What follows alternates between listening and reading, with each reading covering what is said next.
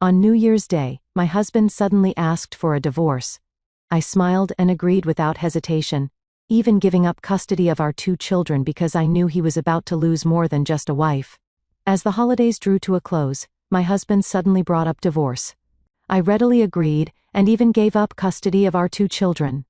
On the night of December 28th, as Michael pushed the divorce agreement in front of me, the beef stew he loved was still simmering in the kitchen. Our 2 children were in the living room watching cartoons, their laughter seeping through the crack in the door.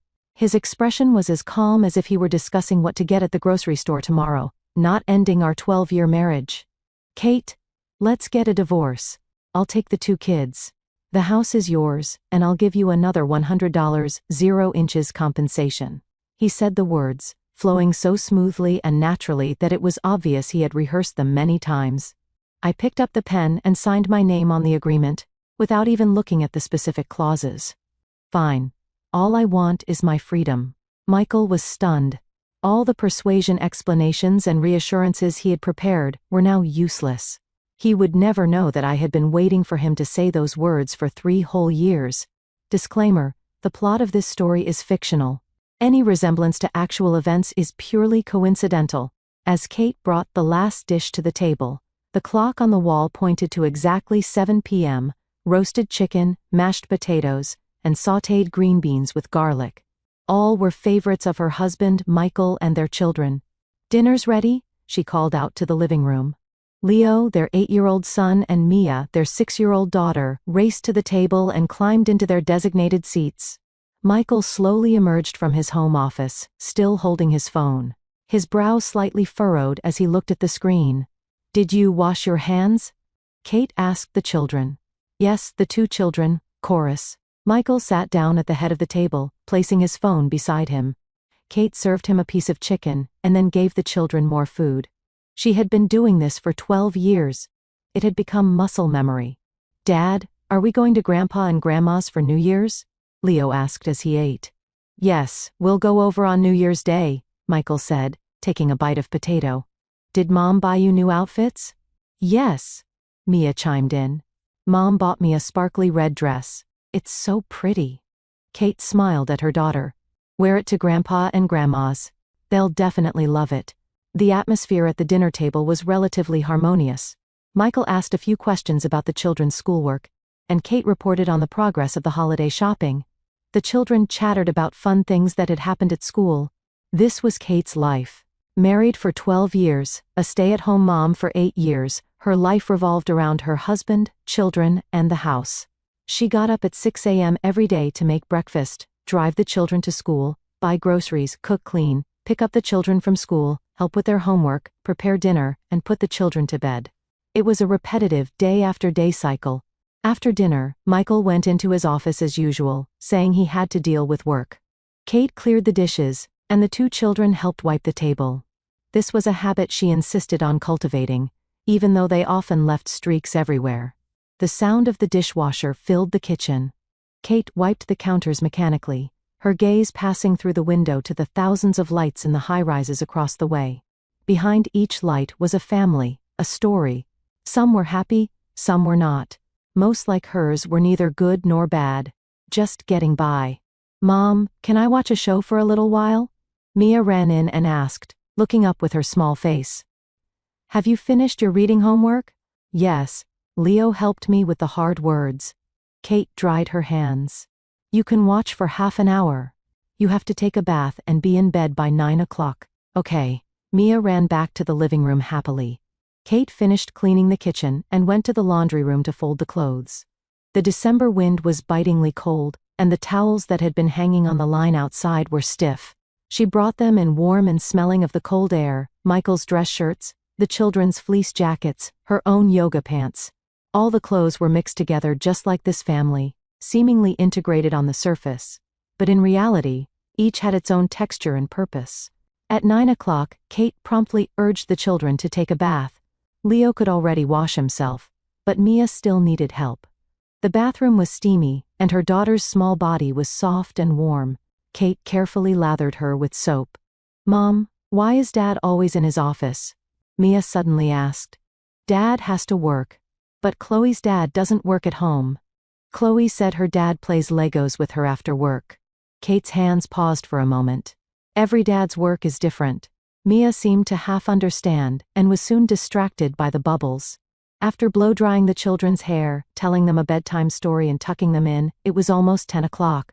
Kate gently closed the door to the children's room and stood in the hallway taking a deep breath. Only at this time of day did she truly have her own time, even though it was only a few short hours, and even though she usually used it to tidy up the house and prep for the next day. Michael was still in his office. Light shone from under the door, and she could faintly hear him talking on the phone. His tone was gentle with a hint of a smile. Not the perfunctory smile he usually had for her and the children, but a genuinely happy one. Kate stood at the door for a few seconds, but ultimately did not knock. She turned and went into the master bedroom. From the bottom drawer of the nightstand, she took out a journal. The black moleskin cover was worn at the edges. It was a gift from Michael, in the year they got married. At the time, he had said, "Katie, from now on, write down whatever is on your mind in here. When we're old, we can look back at it together. It will be very interesting." Kate opened the journal. It was filled with densely written words, but they were not sweet nothings, but rather records of accounts, plans and clear-headed self-dialogues. The latest page read the December 19th, 2025, 3 months left until the goal, persevere. She picked up a pen and added a line below, "Everything is normal today. He took 2 calls tonight, avoiding me both times." Mia asked why Dad doesn't play with her.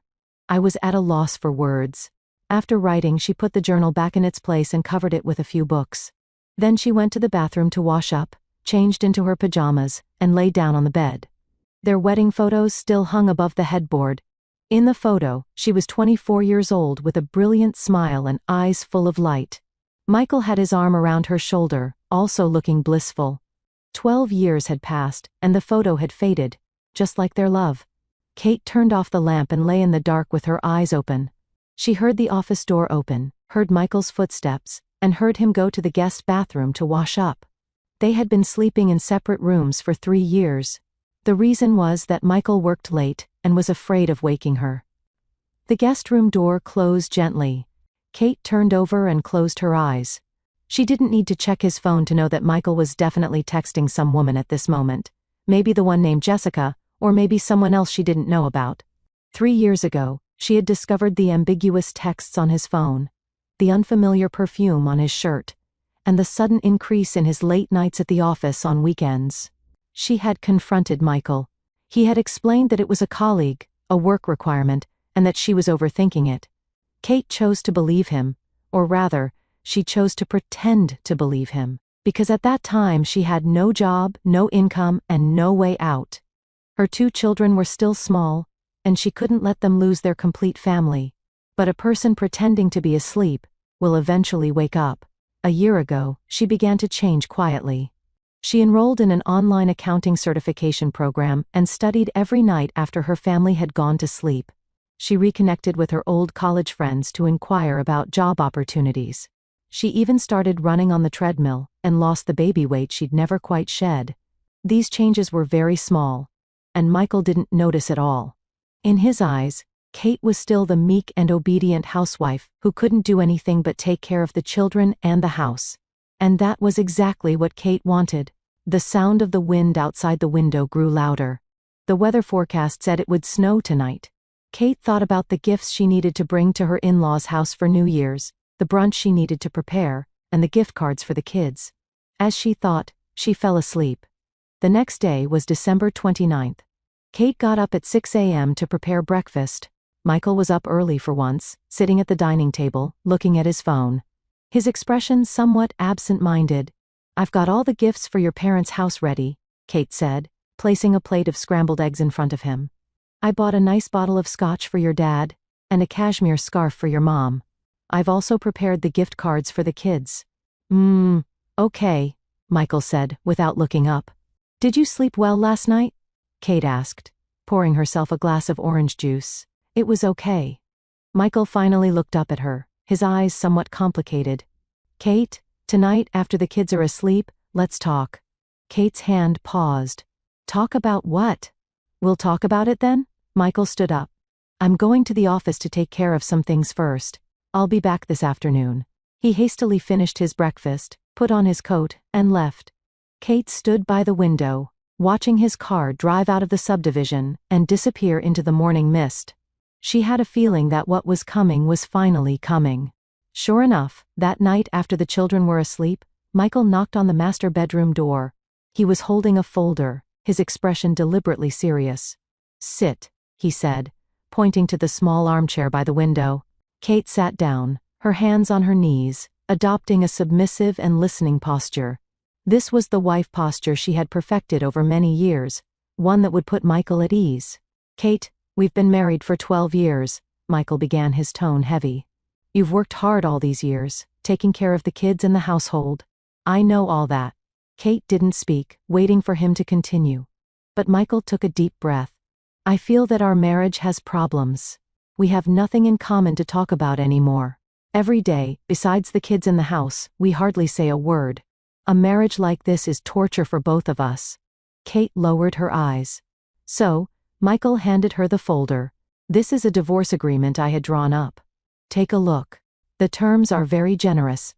The house is yours, and I'll give you another $100 0 compensation. I'll take the 2 kids. After all, I have a stable job and income, and I can give them a better life in education." Kate took the folder but didn't open it. She had known this day would come. She just didn't expect it to be just a few days before New Year's. "Who is she?" she asked, her voice calm. Michael was taken aback for a moment. "Woman? The woman who made you decide to divorce?" Kate raised her head and looked straight at him. "Jessica, or someone else I don't know about." Michael's face changed slightly. "That's not important. The important thing is that we have no feelings for each other anymore. Continuing to be together will only torture each other. Kate, you're still young. With the money and the house you can start a new life." Such familiar lines, Kate could almost recite them from memory. On TV, in movies, and in real life, when men want a divorce, they always use this set of excuses for your own good to set you free to start a new life. "Do the kids know?" she asked. "Not yet. I wanted to talk to you first, and then tell them slowly." Michael's tone softened. "Kate, I know this is hard for you, but it's better to make a clean break. We should both pursue true happiness." Kate opened the divorce agreement and quickly scanned it. The terms were indeed generous. The house was worth about $500 plus $100 inches cash. For a stay-at-home mom who hadn't worked in 12 years, it was more than generous. Custody of the children went to Michael with visitation rights of twice a month, and the option to have them stay with her for a period during the summer. Alimony was a one-time payment with no further entanglement. It was very clean, very neat, very much in Michael's style. "Do your parents know?" Kate asked. "I'll explain to them," Michael said. "Don't worry. I won't say anything bad about you. I'll just say we grew apart and separated amicably." Kate nodded and picked up the pen from the nightstand. Michael clearly hadn't expected her to be so agreeable. The persuasive words he had prepared were stuck in his throat. "Aren't you going to think about it?" he asked. "Think about what?" Kate looked at him. "Think about how to win back a man who no longer loves me. Think about how to maintain a marriage that is already dead." Michael was speechless. Kate signed her name on the agreement, her handwriting neat and clear. "Michael, I have only one request," she said. "Through the New Year's holiday we'll still act as usual in front of the kids. After the holidays we'll tell them and go through the procedures. I don't want the children's holiday to be unhappy." Michael was visibly relieved. Of course. That's what I was thinking too.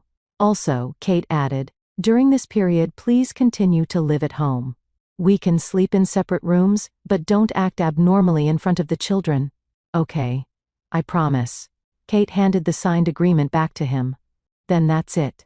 You should get some rest. We still have to go to your parents' house on New Year's Day." Michael stood there with the agreement, as if he wanted to say something else. But Kate had already turned around and started straightening the duvet, a gesture of dismissal. He ultimately said nothing, and left the room. After the door closed, Kate stood still for a long time. Then she walked to the closet, opened the bottom drawer, and took out the black journal. She turned to a new page and wrote the December 29, 2025. "He proposed a divorce. I signed. The plan is in motion. The countdown begins. After writing, she put the journal back in its place, turned off the light, and got into bed. In the darkness, the corners of her mouth turned up slightly. For 3 years, this was the day she had been waiting for. On December 31st, New Year's Eve, Kate started bustling about early in the morning, putting out festive decorations, chilling champagne, and preparing the ingredients. As agreed, Michael was more attentive than usual. When he was helping to hang some fairy lights, he even took the initiative to talk to her. The left side is a little crooked, a little higher. Kate directed Michael to adjust the position of the lights. Their hands accidentally touched, and he recoiled as if he had been electrocuted. Kate, on the other hand, looked natural. Okay, that's good. The children were playing a board game in the family room, their laughter crisp. The lively sounds of the neighbors' celebrations also wafted over. The entire neighborhood was filled with a festive atmosphere. Mom, Grandma's on the phone. Mia ran over, holding the phone. Kate took the phone. Mom? Happy New Year's Eve? We'll be over tomorrow afternoon. Yes, we're having dinner at my place tonight. You guys just come over. Okay, drive safe. After hanging up, she glanced at Michael. He was looking at his phone, his brow slightly furrowed, his fingers typing quickly. It was no guess that he was explaining to that woman why he couldn't spend New Year's with her. Kate turned and went back to the kitchen to continue preparing the ingredients. The knife rose and fell on the cutting board, making a rhythmic sound. In her mind, she was silently taking stock. The accounting certification exam was in a month. She had already sent her resume to 3 companies. She had saved $15, 0 inches, a secret account, all saved little by little from the household expenses over the years. It wasn't enough. But it was much better than 3 years ago. 3 years ago she could do nothing but cry and beg. At noon, her in-laws arrived. Michael's father was a retired history professor and his mother was a homemaker, a typical traditional family. They were quite satisfied with Kate, mainly because she managed the household well and had given them a grandson and a granddaughter. Catherine, you've worked so hard making all this food, her mother-in-law said politely, but her eyes were critically scanning every corner of the living room. It's my pleasure, Kate said, with a smile pouring coffee. Dad, Mom have some coffee? Where's Michael? Her father-in-law asked. He's in his office dealing with work. He'll be out in a minute, Kate said. As she spoke, Michael came out, putting on a gentle and filial mask. Dad, Mom, you're here. Was the traffic bad on the way? The family sat in the living room and chatted. The topics were nothing more than the children's school, work, and recent news about relatives. Kate served drinks and snacks on the side, interjecting a few words from time to time, playing the role of a perfect daughter-in-law. She noticed that her mother-in-law was wearing a new bracelet, a very nice one. Mom, that bracelet is beautiful. Is it new? A smug smile appeared on her mother-in-law's face. Michael bought it. He said, it's from Tiffany's. I don't know. Michael quickly chimed in. I saw it on a business trip last time and thought it would suit Mom, so I bought it. Kate smiled and nodded, but in her heart she was calculating. That bracelet must have cost at least a few $1,000s. Michael had never bought her such expensive jewelry. For her last birthday he had given her a sweater from Kohl's and it was bought on sale online. But she said nothing and continued to peel apples and arrange the fruit platter. The New Year's Eve dinner was very sumptuous, with a full table of dishes. Kate made prime ribs, scalloped potatoes, roasted asparagus, and a large salad. Michael opened a bottle of red wine and poured a little for everyone. Here's to a happy new year for our whole family, good health, and all the best. He raised his glass. Everyone clinked glasses and said, cheers. Kate looked at this scene and suddenly felt it was absurd. This family was clearly falling apart. Just 2 days ago this man had handed her a divorce agreement, and now they were sitting together for a reunion dinner. But she smiled very naturally, serving her in-laws, cutting up food for the children, and topping off Michael's wineglass. Her acting was superb, flawless. After dinner, Michael played chess with his father and his mother-in-law, watched the New Year's Eve specials on TV. Kate cleaned up the kitchen. The sound of the dishwasher masked the laughter and conversation in the living room. She stood alone at the sink, wiping down the counters. Mom, I'll help you. Mia ran in. No need, go watch TV. With Grandma. Kate patted her daughter's head. I want to stay with Mom. Mia leaned against the counter. Mom, you made so much food today. Are you tired? Not tired, Kate said. As long as you're happy, Mom is not tired. This was half true. She was tired, but she hadn't known what true happiness was for a long time. After cleaning up the kitchen, Kate cut some fruit and brought it out. Her mother-in-law was talking about her niece. She's divorced and has a child. It's so hard. I tell you, women shouldn't get divorced easily.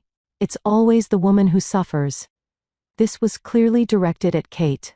In the traditional view, a divorced woman is a failure, especially a housewife with no job. You're right, Mom, Kate agreed.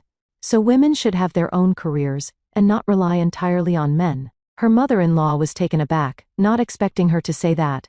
Michael also glanced at her. His expression complicated. Catherine has a point, her father-in-law interjected. But taking care of the family is also an important job. Kate smiled and didn't say any more. She glanced at the clock on the wall. It was almost 1:13. Time for the countdown. I'll get the champagne ready. She stood up. I'll help you. Michael also stood up and followed her into the kitchen. With the door closed, only the two of them were left in the small space. What Mom said just now? Don't take it to heart, Michael said in a low voice. I won't. Kate started getting out the glasses. She's right. It's not easy for a divorced woman. Michael was silent for a moment. Kate, I know I'm sorry, but feelings can't be forced. I understand. Kate arranged the glasses on a tray. You don't have to explain. I understand everything. Her calmness made Michael uneasy. The crying, nagging, and bargaining he had expected never happened. Kate was as calm as if she had been prepared to accept all of this long ago. After the holidays, I'll go through the procedures as soon as possible. He said, I won't give you less money or the house. Okay, Kate said. You go be with your parents. I can handle it here. Michael stood there for a few seconds and finally went out. Kate watched his back, a cold smile on her lips. He thought she was submissive, but in fact, she was surrendering. At midnight, the sound of cheers and fireworks rang out. On TV, the ball was dropping in Times Square. The children ran excitedly to the window to watch the neighborhood fireworks. Her in-laws exchanged hugs and well wishes. Michael took out some envelopes. Leo, Mia, come get your New Year's gift. The two children ran over and took the envelope, saying sweetly, Thank you, Dad. Happy New Year, Dad. And here's yours, Catherine. Michael handed Kate an envelope. Kate took it. It was of average thickness, probably a check for a few $100s, just like in previous years. Thank you. Open it, Michael said. Kate opened the envelope. Inside, there was a check for $5,000, and a small card that said, For all you do. Kate understood. This was hush money, a compensation for his conscience, the price for her to divorce him peacefully, and not cause trouble. Thank you, it's too much. She handed the check back. Keep it. Michael held her hand. You've had a hard time all these years. His hand was warm, but Kate only felt cold. She withdrew her hand and put the check in her pocket. Then, thank you. This gesture completely reassured Michael. He thought that by accepting the money, Kate had accepted all the terms of the divorce. He would never know that what Kate wanted was far more than this. At 2 a.m., after seeing off her in-laws and putting the children to bed, the house finally became quiet. Michael finished washing up and hesitated for a moment. I'll still sleep in the guest room. Good night, Kate said.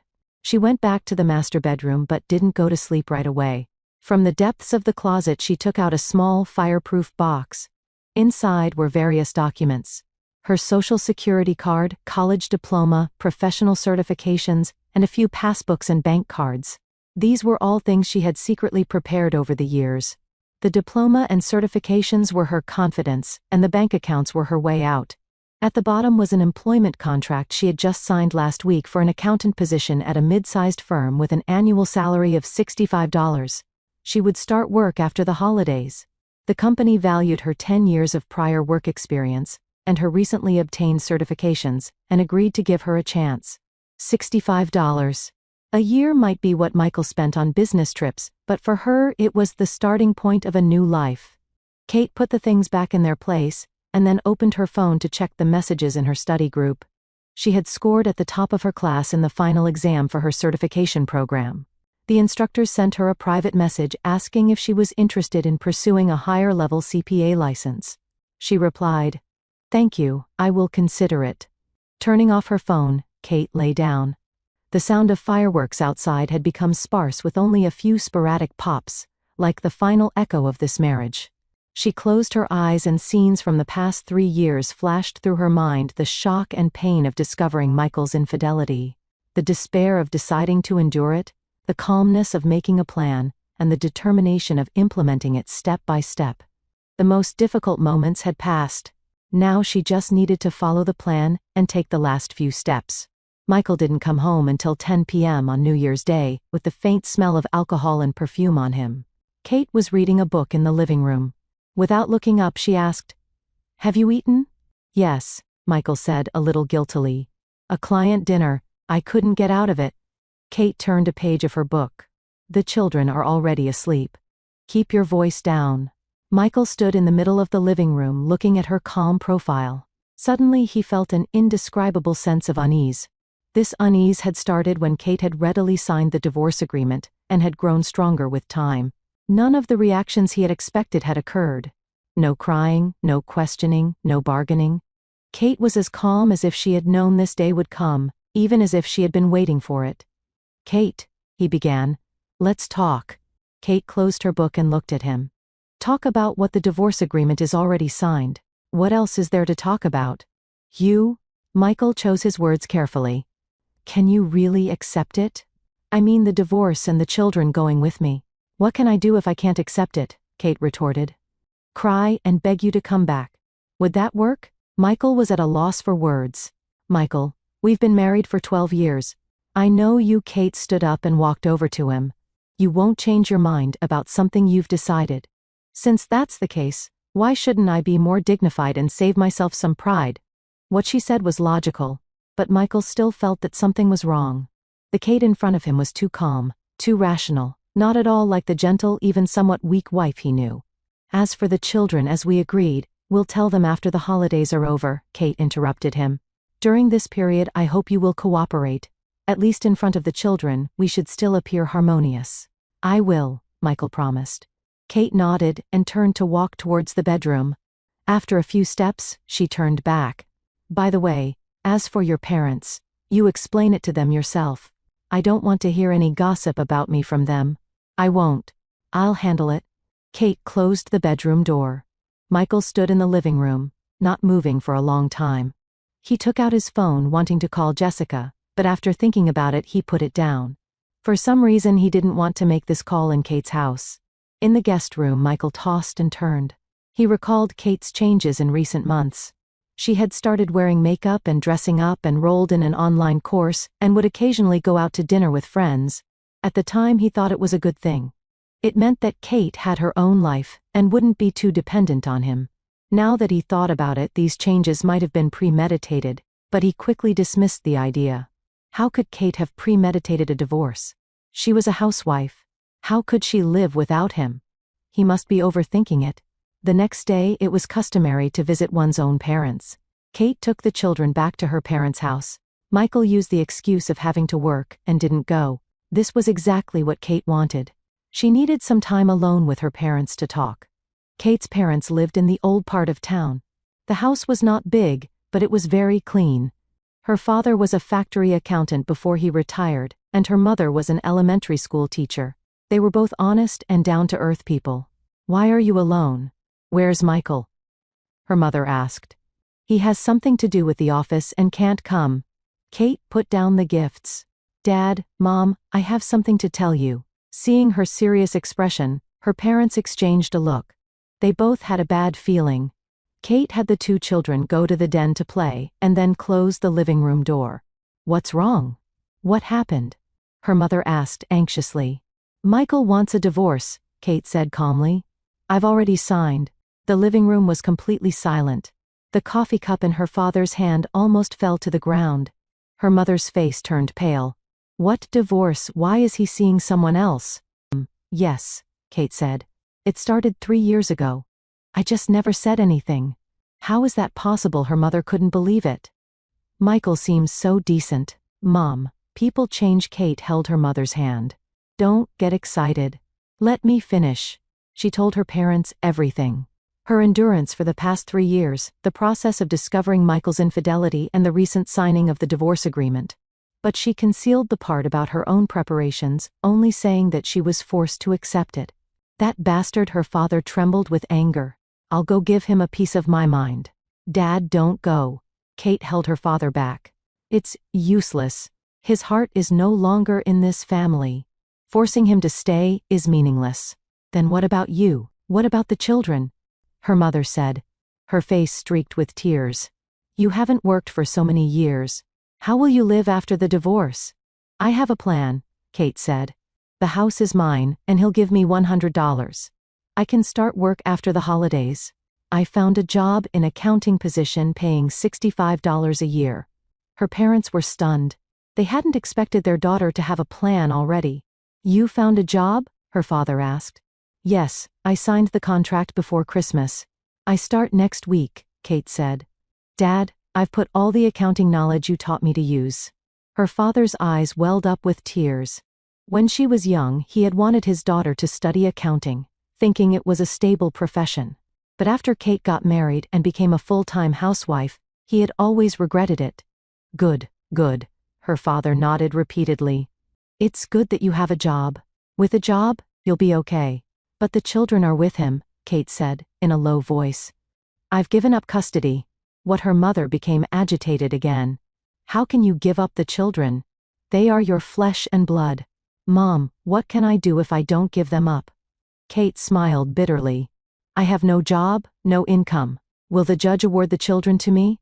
It's better to be proactive and fight for better terms than to be forced to give them up in the end. She paused. And I'm only giving them up temporarily. When I get back on my feet, have a stable income and a place to live, I'll fight for custody again. The law allows for a change in custody. Her parents were silent. They knew their daughter was right, but it was hard to accept emotionally. You've been wronged, child.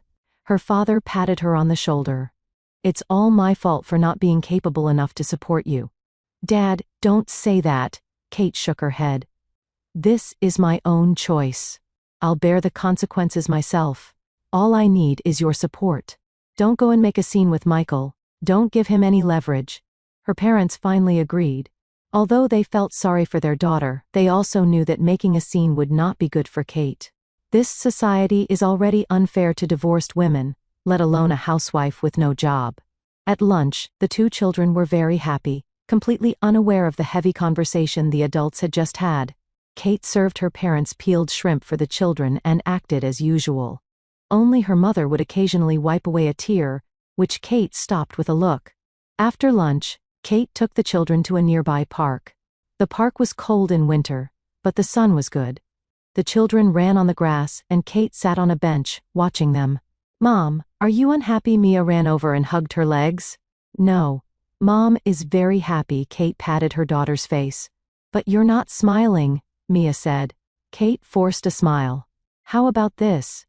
It's fake, Mia pouted. Mom, did you and Dad have a fight?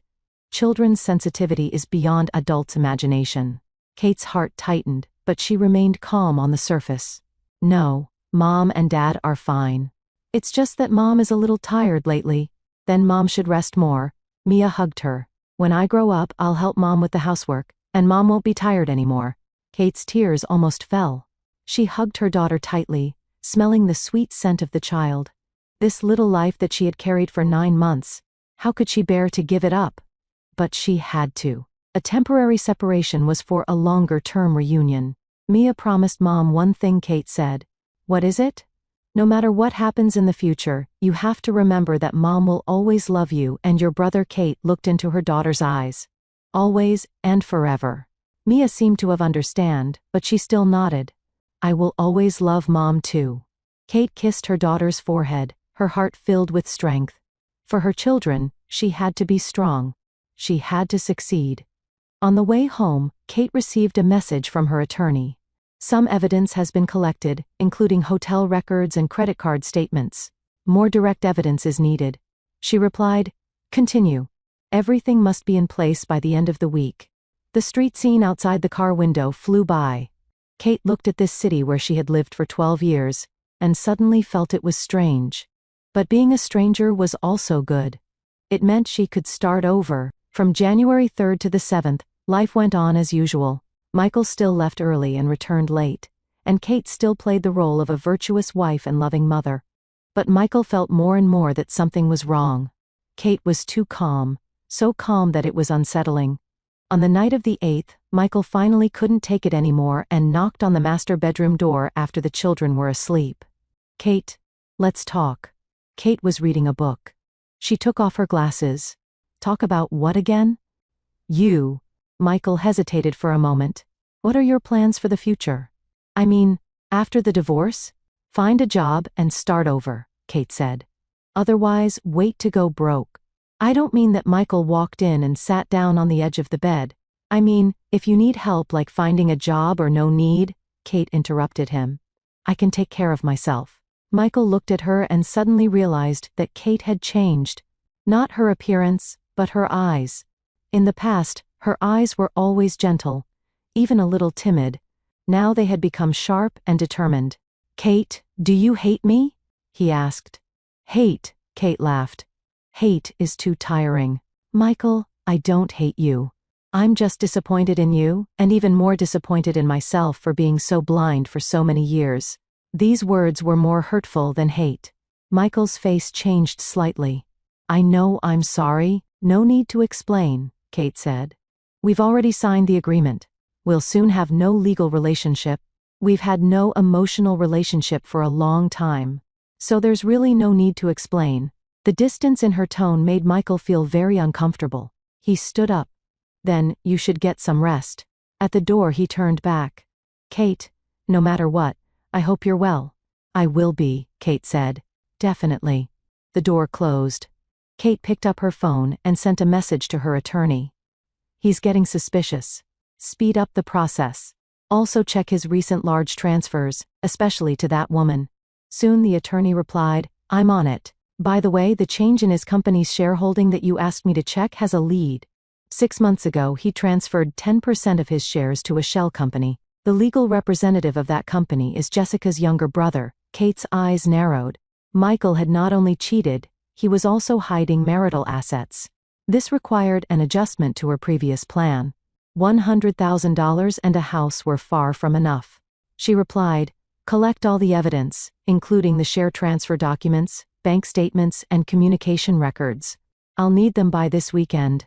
Putting down her phone, Kate walked to the window. The night was dark, with a few scattered lights on the tall buildings in the distance. She remembered that night 3 years ago, when she first discovered Michael's infidelity, and cried all night in the bathroom. At that time, she felt like her world was collapsing.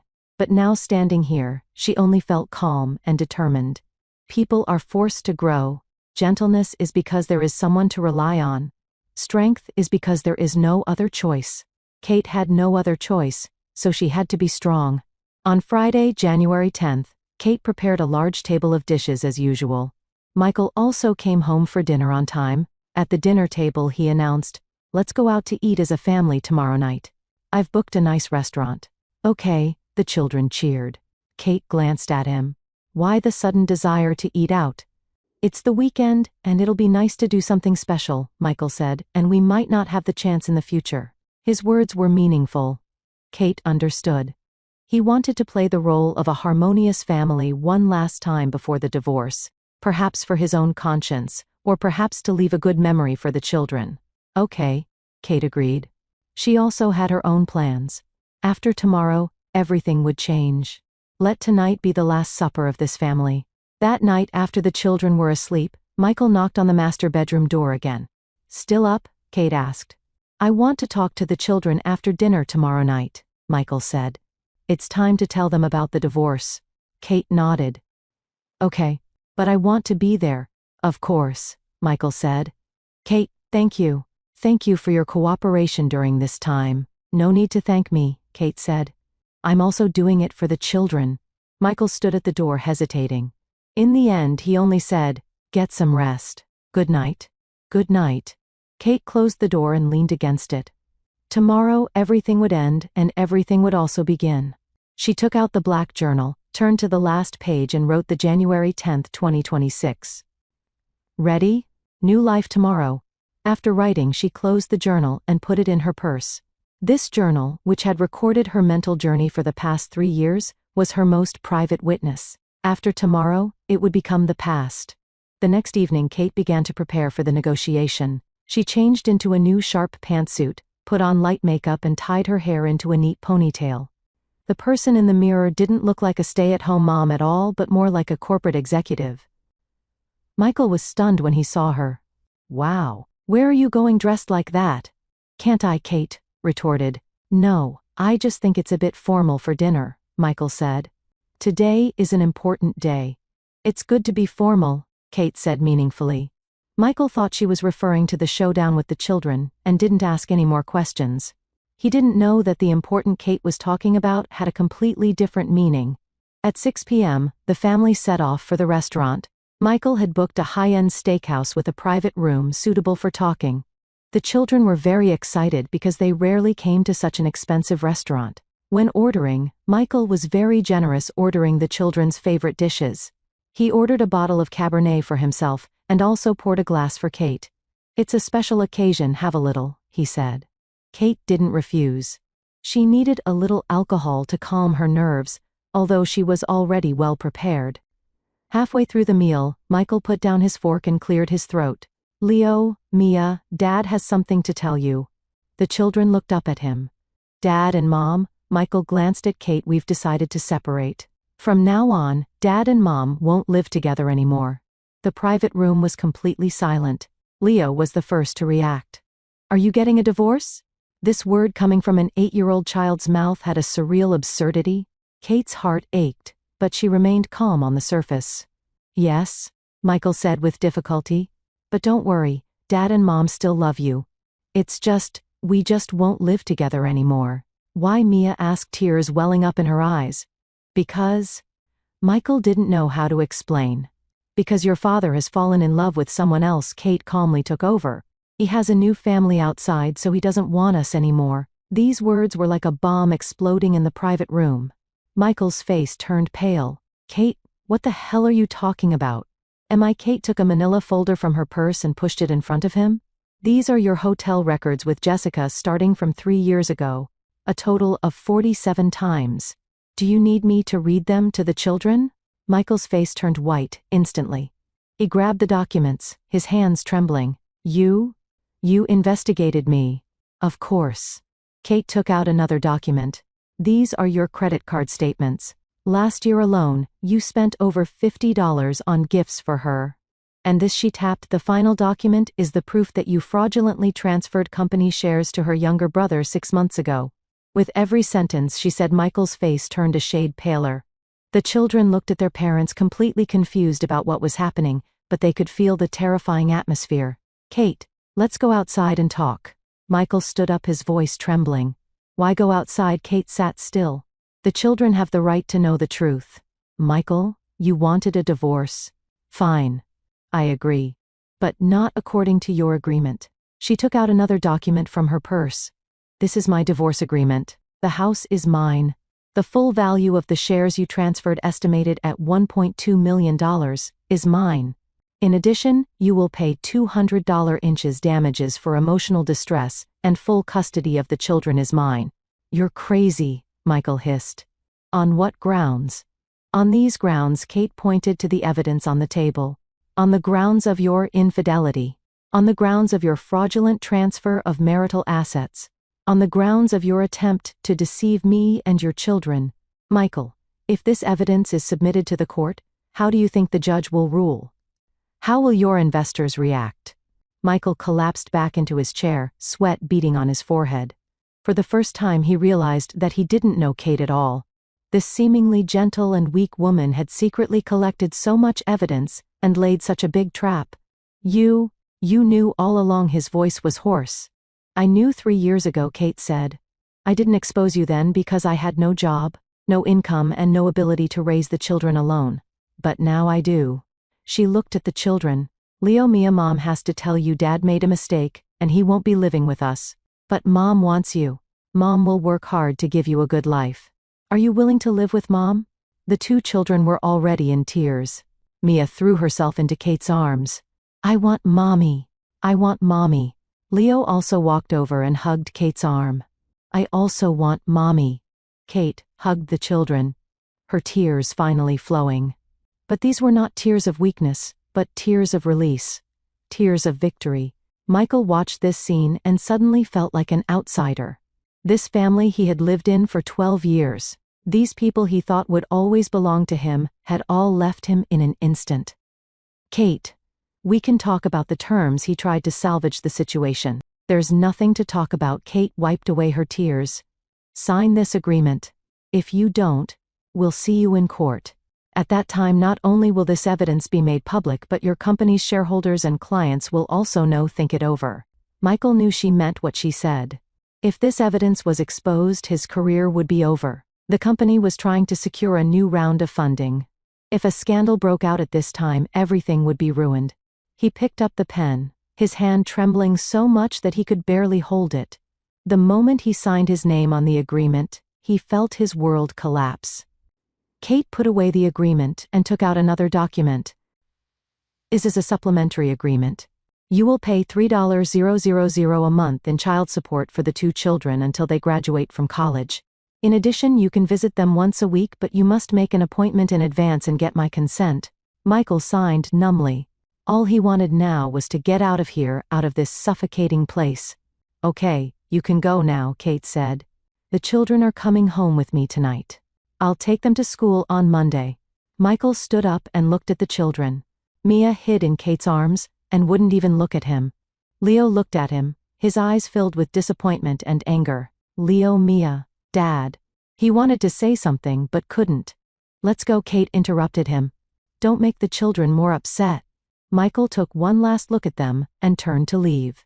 The moment the private room door closed, Kate hugged the children tightly and burst into tears. This time, it was a complete release.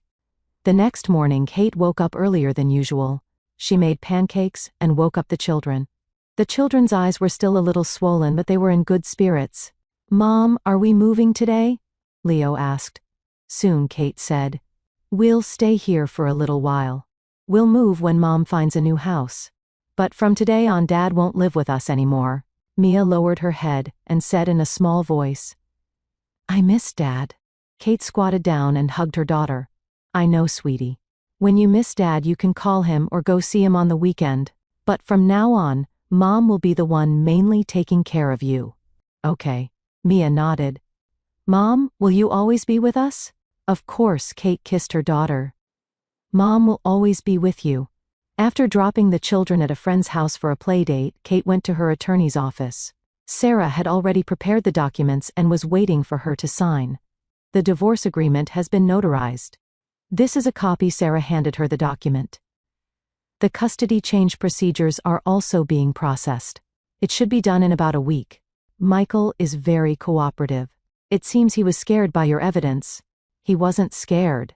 He just made the most favorable choice after weighing the pros and cons, Kate said as she signed. If it went to court, he would lose more. Sarah looked at her with admiration. Kate, you are the calmest client I've ever seen. Many women would just cry and make a scene in a situation like this. But you knew how to collect evidence and wait for the right time. Because crying and making a scene is useless, Kate said. This world only sympathizes with the weak, but it only respects the strong. I don't want to be pitied. I want to be respected. After signing the documents, Kate went to see an apartment. It was in a complex not far from the children's school. A 2-bedroom, 2-bathroom apartment of 900 square feet. Although it was not big, it was clean and bright, with a south-facing balcony and plenty of sunlight. This is the one, Kate decided on the spot. I'll come and sign the lease tomorrow. The agent was surprised by her decisiveness, but Kate had her own considerations. She needed to move out of that house full of memories as soon as possible and start a new life. Money was not a problem. The money she got from the divorce was enough for a down payment on a condo, but for now renting was faster and easier. On Monday, Kate reported for duty at her new company. Her colleagues were all very friendly, and her boss was a woman in her 40s who appreciated Kate's competence. I heard you were a stay-at-home mom before, the boss asked. Yes, but I've been studying and haven't fallen behind in my profession. Kate handed over her certificates and transcripts. The boss looked at them and nodded. Good. Our company needs someone like you with experience and ambition. Work hard and you'll have a bright future. Kate was assigned to the finance department. The work was not difficult, but she was very serious. At lunch with her colleagues, they talked about their families. Kate said frankly, I'm newly divorced and have 2 children. Her colleagues didn't show any strange expressions. On the contrary, they admired her courage. A young female colleague said, Kate, you're amazing. If I got a divorce, I wouldn't know how to live. You learn because you have to. Kate smiled, but if I could choose, I would still hope for a happy marriage. This was the truth. Although she was doing well now, who wouldn't want a complete family if they had the chance? It's just that some things can't be forced, so you accept it and move on. The following weekend, Michael came on time to help them move.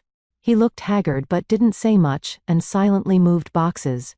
The children were happy to see him and chatted around him. Dad, will you come to see us often in the future? Mia asked. Yes, Dad will come every week. Michael picked up his daughter. Kate didn't disturb them and continued to unpack. At noon she ordered pizza, and the 4 of them had their first meal in their new home.